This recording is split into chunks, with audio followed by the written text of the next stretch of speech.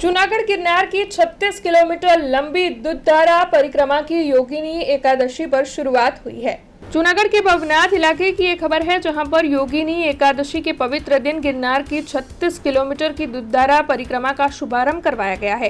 दरअसल ये जो परिक्रमा है, उसके तहत परिक्रमा के मार्ग को दूध की धार से पूजा जाता है, जिससे कि इस इलाके में इंद्रदेव की कृपा बनी रहे।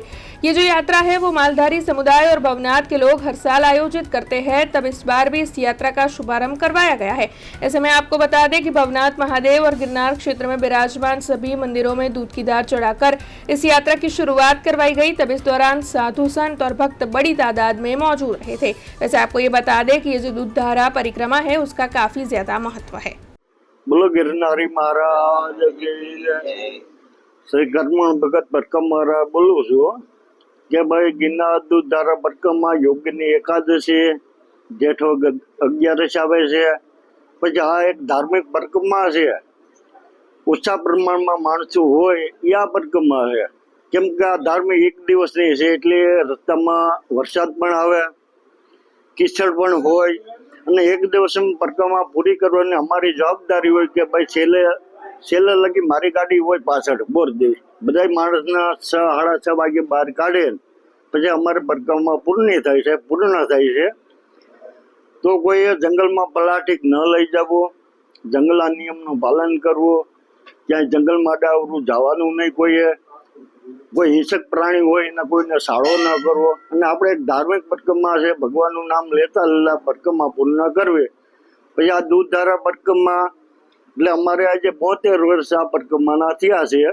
ભગવતસિંહ બાપુ રેન્જર હતા વન ખાતામાં, આ એને ચાલુ કરેલી લક્ષ્મણગીરી બાપુ, પછી અમારે રબારી હેઠમાંથી હતા અમુક બાબા, પછી તળેટીમાંથી હતા વેપારી બધા મળે ત્યારે દુકાળ પડ્યો હતો એટલે આ પરિક્રમા ચાલુ કરે।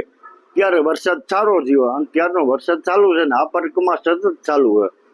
તો આજે રબારી લોકો દૂધ ઉપાડીને જાય, કાવડ લઈને જાય, દૂધ પૂરું પાડે। પછી ભવનાથ સમાજના અનેક સમાજનો આમાં ઘણો ફાળો છે, બધાનો સહયોગ છે।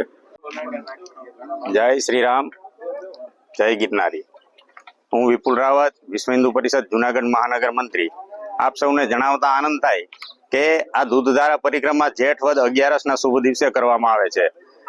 ગિરનારની આસપાસ વસતા તમામ માલધારી સમાજ દ્વારા આ પરંપરા ચાલુ કરવામાં આવેલ છે કે ભાઈ સારો વરસાદ થાય, તેમજ આવનારા વર્ષમાં તમામે તમામ અબોલ જીવોને પાણી તેમજ એમની ગિરનારમાં એમની રક્ષા થાય એના માટે થઈને આ પ્રાર્થના માટે દૂધધારા પરિક્રમા કરવામાં આવે છે।